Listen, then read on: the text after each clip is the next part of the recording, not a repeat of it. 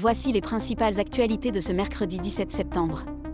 En première actualité, l'Espagne et l'Italie haussent le ton face à Israël. Le roi d'Espagne dénonce la souffrance indicible des innocents à Gaza. Madrid annule non seulement un contrat de 287 millions d'euros pour des lance-missiles anti-chars, mais également un second contrat de 700 millions avec une société d'armement israélienne. Cela représente près d'1 milliard d'euros de pertes pour l'industrie militaire israélienne.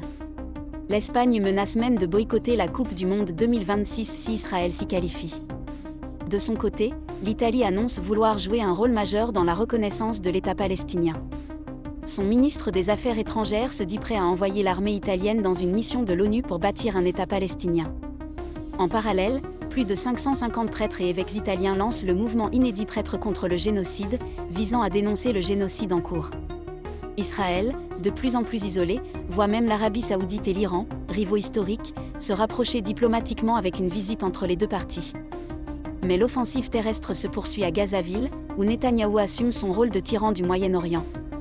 En deuxième actualité, la Russie et la Biélorussie ont organisé les exercices militaires Zapad 2025, simulant une invasion occidentale. Une démonstration de force aux portes de l'Ukraine, mais aussi de l'Union européenne et de l'OTAN, avec plus de 100 000 militaires, des missiles hypersoniques et des simulations nucléaires. En troisième actualité en France, une mobilisation intersyndicale massive est prévue demain. Entre 600 000 et 900 000 manifestants sont attendus partout dans le pays. Les autorités annoncent un dispositif de sécurité inédit avec 24 véhicules blindés de la gendarmerie et 10 canons à eau, du jamais vu depuis les Gilets jaunes.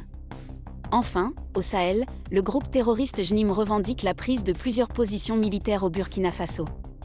Après plusieurs attaques récentes au Mali, le groupe continue d'élargir son influence, mettant en difficulté l'AES, incapable de contenir la menace dans la région. Merci de nous avoir suivis. Abonnez-vous pour rester informé de l'actualité mondiale.